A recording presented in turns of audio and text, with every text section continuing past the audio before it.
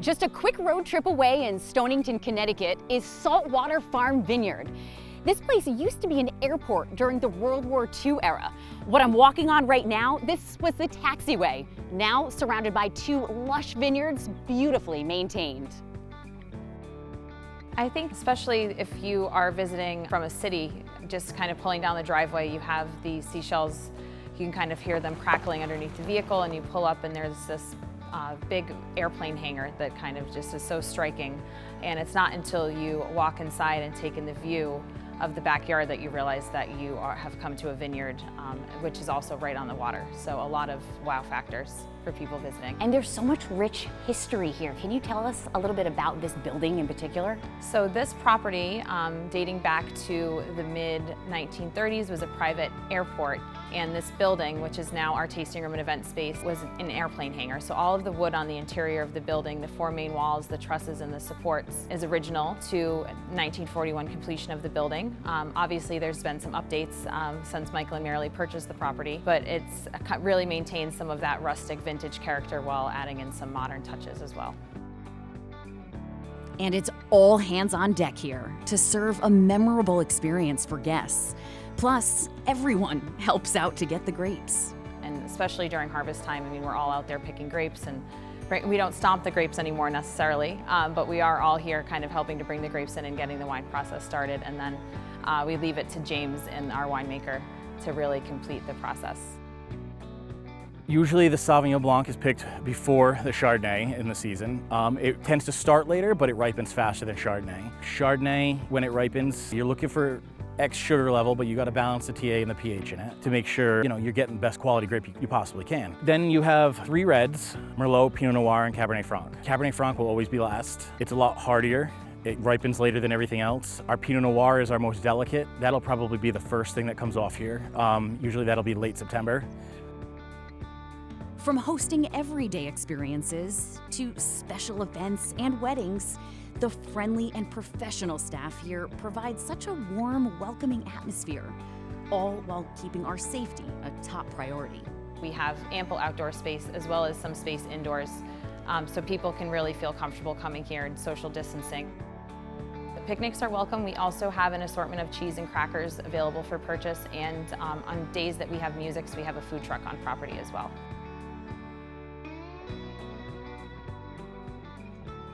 This is such a serene and lush green area. What does it mean for you to come here every day to work? It means the world to me to come to this place every day for work. I love this place. I wouldn't change it for anything. But it really is just kind of taking a step back from the hustle and bustle of day to day and just getting to enjoy being outside and a little bit of, supporting a local farm and enjoying the local wine. You just can't beat this stunning space and natural site on the beautiful Connecticut shoreline. Trust me, Saltwater Farm Vineyard feels like a destination spot, and yet it's just a short trip away. Cleo, when the pandemic first started and we had to keep wearing masks every day, I would just grab one of these medical grade ones. But to say your words, hindsight is so 2020, to wear a mask like yours so that I could represent my personal style seems so obvious now. Did a full 180, crazy. It's true, this is going to go past 2020. And it's not just the coronavirus, it's not just the seasonal flu, it's different environmental and climate hazards that we face every single day. And this little mask can really protect us and keep us safe and keep our loved ones safe. But our masks meet surgical standards, so they are really soft, really comfortable, incredibly breathable so that you can wear them for long periods of time without feeling restricted. They're also sustainable. So we use 100% recycled materials so that even though they are semi-disposable, you don't have to feel as bad about the impact it's having on the environment. These functionalities are so key, and so is the fashion. How do you choose your prints? So we have something called Masquerade, where we flash different prints that we're thinking about to our customers on our social and website. They dictate what happens. So the ones that get the most votes are what we end up producing. And it's not just the prints that we look to our customers for advice on, it's also the different kinds of products that they would like to see from a protective brand. So that seems very empowering that we can actually be engaging with you and choosing designs that we'll wear. Yeah, so PPE is very personal. It's personal protective equipment, but so are prints. And personal style is specific. And so we really look to our customers for what they're wanting to wear in their day-to-day lives, because our masks are our armor. Well, shout out to my friend Angela, who told me about you and the company. And after we started to talk, I don't think I was very surprised that there was a Rhode Island connection, because it's kind of our MO. We always know somebody from the Ocean State, but you're the niece of the Prince of Providence. Yeah, a Cianci. And now the victory speech by Vincent A. Cianci, Mayor. Thank you all very, very.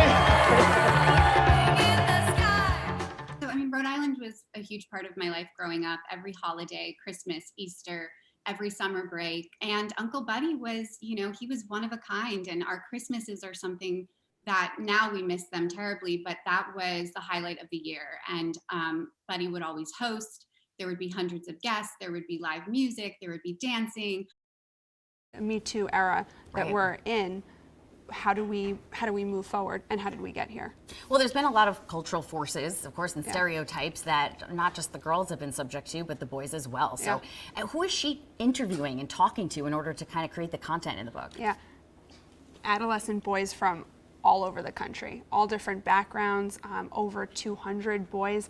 I mean, the amount of research that went into this book is really extraordinary, but Peggy delivers it in a very palatable kind of storytelling way. So you won't be beat down with facts either. Okay, so you feel like you can almost maybe relate real situations to it? Like you're part of the conversation. And this book is a really amazing conversation starter, and really Peggy talks about how it can be an uncomfortable topic perhaps, but a necessary one. And the boys that opened up to her really felt heard, some of them for the first time. Right, she's giving voices to the unspoken, essentially. I'm assuming she's also talking to experts like psychologists, right? Oh, and see the bibliography, and, it's amazing, yeah. And so that there's this background of information that's supporting maybe exactly what those boys are feeling. Yeah, and a lot of footnotes. A lot of footnotes that we don't have to read, but we can really dig into this. And this is something that you would say, who could go to the January 11th event to listen to the author talk about it and do readings from the book? Everybody. Yeah. So encourage maybe moms to bring their sons? Everybody. It's for everybody. It's literally for everybody and anybody to come to. Whether you have a boy, you know a boy, it's just really, it's a conversation for everybody to be having. And it's, I mean, I think it's going to be a little hard for them to bring their kids, but even better. Exactly. I guess you just got to drag them in there, or at least talk about it afterwards. You have to talk. They can listen to your podcast too if they want to just listen to it in they can do comfort that. of their own room. That's fine. And not feel embarrassed. You've already heard me say it a couple times this month that May is Skin Cancer Awareness Month. So it's a good time to remind ourselves to go get checked for spots. And thankfully now we can get back into the dermatologist, right? Well, it's also a great time to remember that it's not good to get that UV light in excess to begin with. It's not only a leading contributor to skin cancer, but also to aging our skin. So here's some advice from another dermatologist with the American Academy of Dermatology. Dr. Pilion, thanks for joining us. We know by now that the sun can wreak havoc on our skin. And I read somewhere recently that it's a 90% of skin damage and skin aging that we have is due to UV radiation. Is that true? That's absolutely true. The ultraviolet light wreaks havoc on our skin and is the primary cause of aging. And that kind of brings up a good reason to make sure you're doing self-checks. Yes. So you'd like to do self-skin exams once a month, more often, and you don't notice changes in your skin. And of course, it's easy to look at your front because you can just look, but for your back, you need to use mirrors, and having a handheld mirror that lets you look over your shoulder in a mirror can be really helpful. It's also helpful to have a partner. So if you have a spouse or a loved one that lives with you, they can look at your back and you can look at their back. Or if you don't, maybe a parent or a friend, you guys can do the same for each other. And I think the more you do it, then you know if something is morphing, is changing, the moles that is. And what exactly are we looking for if they do change? Yeah, I think it's true that you really want to watch and see. And if you have something that you think maybe has changed, you could take a photo of it every month and see if you notice any difference over time. But what you really want to be looking for is what we call the ABCDEs of melanoma. So A stands for asymmetry. That means one side doesn't look like the other. B stands for border or border irregularity, meaning that there are divots or bites out of the border. It's not a nice smooth round border. C is color. Multiple colors is bad. We want a nice uniform color. And D is diameter. So moles less than 6 millimeters are much less likely to be melanoma than something that's bigger than 6 millimeters. And 6 millimeters is the size of a pencil eraser. Now, I'd like to ask you, there's people out there who say that they either have dark skin, so they are not at risk, or maybe they just say, I just tan, I don't burn. Are they at risk? Yeah, everybody's at risk for skin cancer, regardless of your age, your gender, or your race. Kyle, we're still talking about the fact that it's a seller's market, and homes are being sold at such a higher price than what they're being posted at. People are bidding over one another at really high prices. So who the heck determines the market value of homes these days? So what happens is when you look at comparable sales, you look at sales within the last 6 months. And what's going on there is that 6 months prior to today, the values have since went up because now there's even less stuff on the market. So people are looking at these values and saying, okay, properties in my area sold for X. Now we're going to give it a 5% increase or a 3% increase just based on the fact of limited demand. So as an agent, my job is to say to the seller, hey, this is what the data is telling me. But at the end of the day, my intuition and my ability to feel the market tells us we may be able to get a higher valuation. I like that.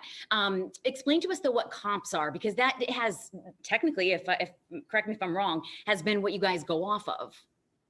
Yeah, so comps are comparable sales within a mile of the subject property. So for example, 123 Main Street, I would look at all comparable sales, similar bedrooms, similar bathrooms, similar square footage within a mile radius. And that would allow me to come up with a valuation that's pretty much fair for in a normal market for the subject property.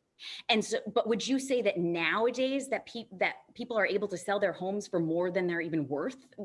They are. I mean, that's a common factor now, is that we're getting a valuation that's higher than what the data is telling us. And the reason is that people are willing to pay more. So when you go to the market, expect if you're priced right, you potentially could get over asking price.